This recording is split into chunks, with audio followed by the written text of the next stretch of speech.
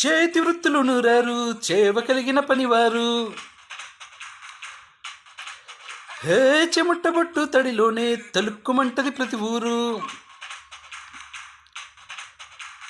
ఎండ పొద్దుకి వెలిగిపోతారు ఈ అందగాలు, వాన జల్లుకు మెరిసిపోతారు.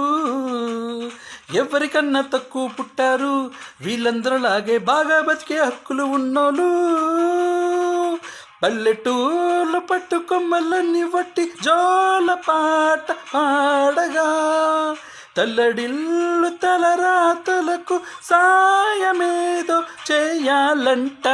వచ్చాడయ్యో సామి నింగి సుక్కలతో గొడుగెత్తింది భూమి.